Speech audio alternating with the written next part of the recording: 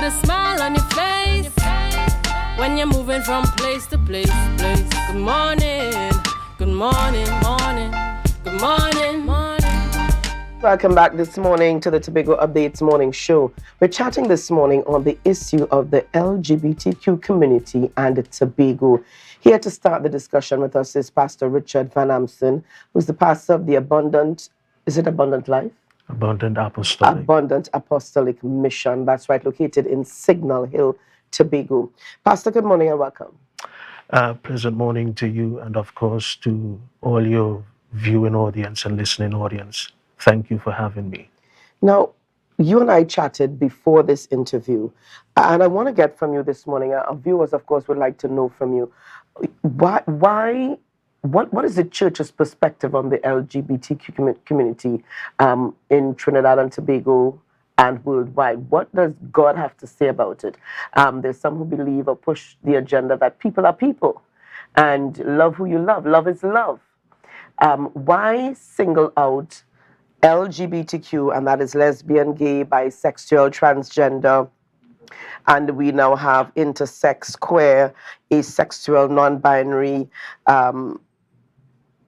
plus. Mm-hmm. Why? What is the issue? Well, you see, one of the key things that must be understood regarding this is, of course, in more recent times, okay, as far as the community is concerned and the agenda, we have seen a radical shift, a radical emergence and advancement of their particular agenda.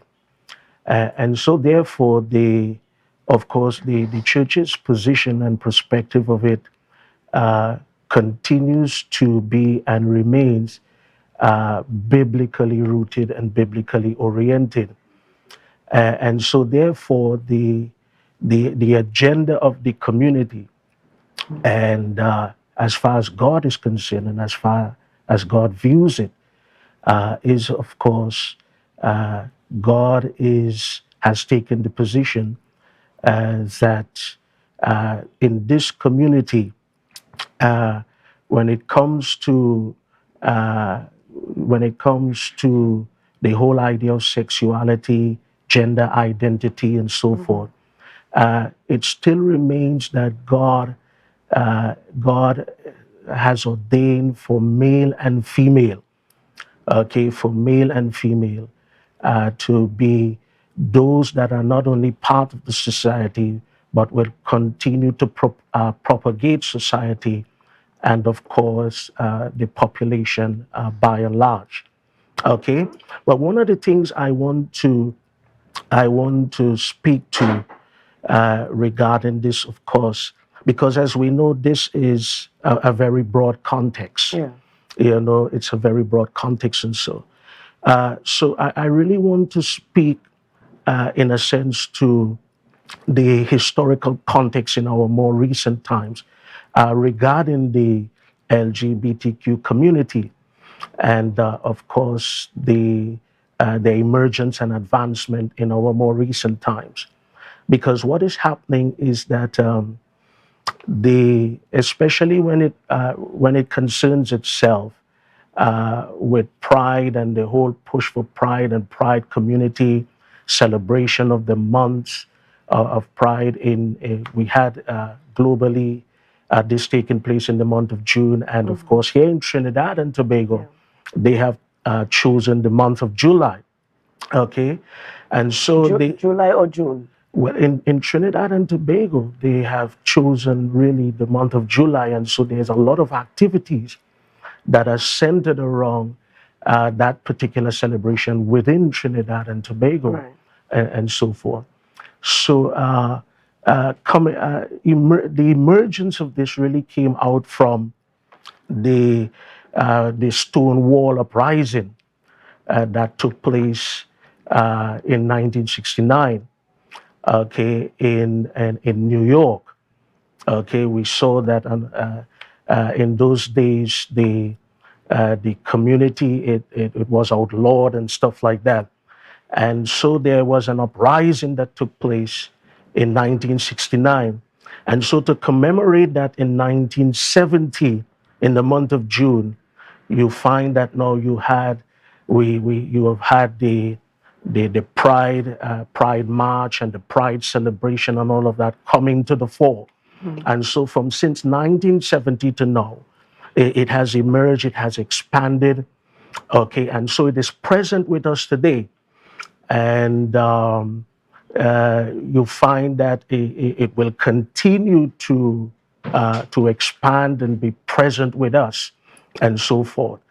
And we have also witnessed that the flag and the colors of the flag and all this kind of thing. How significant Yeah. are the colors of the Pride flag? We also have Pride TT in Trinidad and Tobago now. Yes. And as you mentioned, quite on the 1st of July, we saw the flag raising ceremony that took place at the Fort King George. Yes. And they spoke about the colors of the rainbow. There's some who say it's not pride, it's promise. That the colors of the rainbow are not pride, it's promise. But talk about the significance of the colors of the flag used by the LGBTQ community.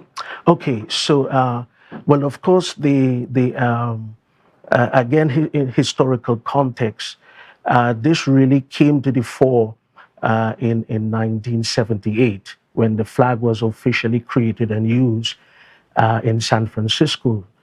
And so therefore, for the community, the flag represents a sense of integration. It represents a sense of diversity as far as the community is concerned. Okay, and of course, it symbolizes, according to their narrative, it symbolizes life. It symbolizes the sun. It symbolizes nature and so forth. But it is to be noted that the whole rainbow and the presence and the colors of the rainbow, it's really a God-given thing, actually. Okay, and it was borrowed by the community to symbolize their integration and stuff like that. But as far as the God is concerned and the giving of the rainbow, the rainbow symbolizes covenant. Okay, it symbolizes covenant because in its origin, God gave it as a sign, a symbol of covenant. Okay, and then of course by extension, it speaks about the rainbow being a signal of the end of judgment that brought the flood and all this kind of thing. But very important, it is a symbol of covenant. It is God-given, okay? And it is that sign of new beginnings and so forth.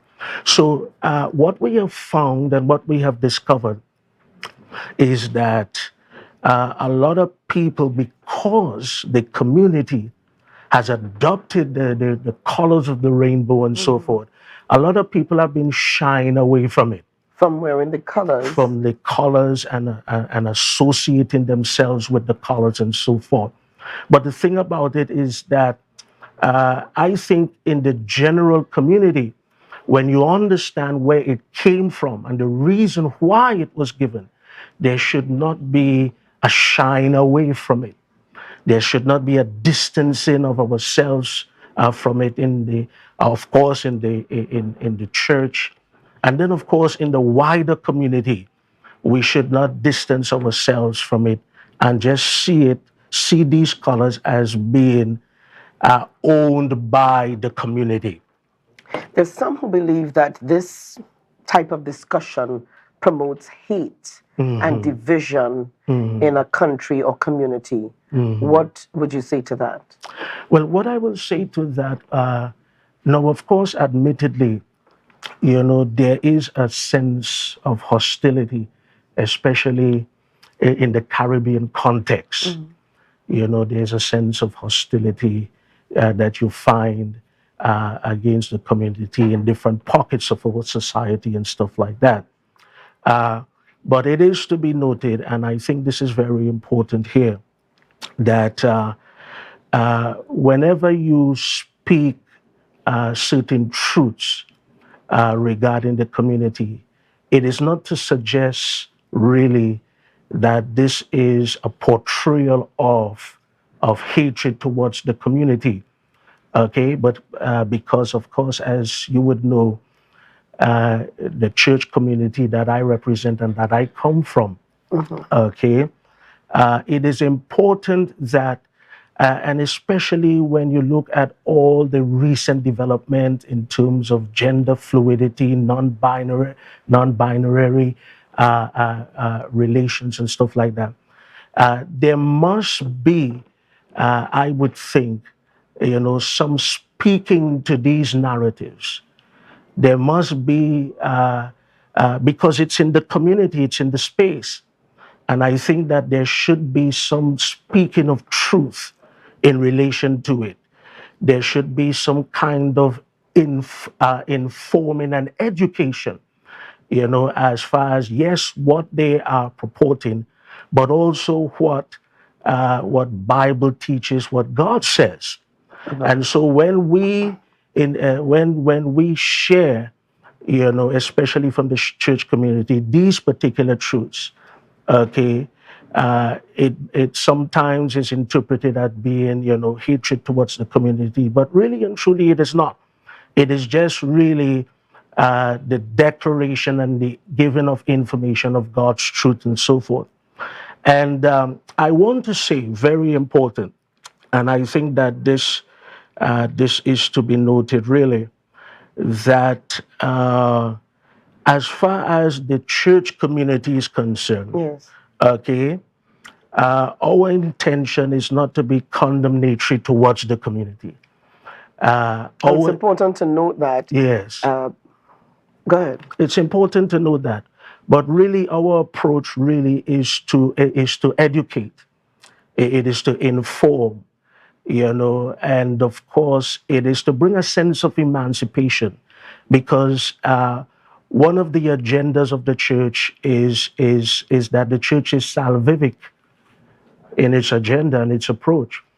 And so what must come to the fore as far as the general outreach to this community and all men is that we must be salvific. Every person deserves God's salvation.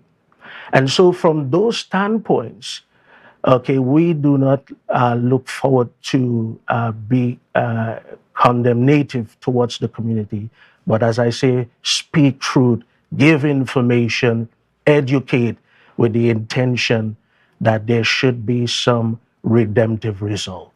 All right. Now, the purpose of this interview this morning is to begin the discussion. Definitely. And we are certainly looking forward to maybe having you back with us. Not maybe, but certainly looking forward to having you back with us at another time, and probably your bishop and other ministers. But have you found that the Christian community, particularly in Tobago, has been silent, quiet, dormant on this issue? Well, what I can say to that is one of the things that is certain is that within the context of our churches and within the four walls of our churches, okay, our constituents, or the constituents within the church, they are being informed, they are receiving information, okay, it is being spoken of, within the four walls, okay, and so forth. What has to happen now is that, for example, what we are doing here, it has to become more public in terms of what has to be said and what needs to be said. And so what I see happening is that more and more now, the church is coming outside of its four walls and really speak into this and so forth. So let me say, for example, within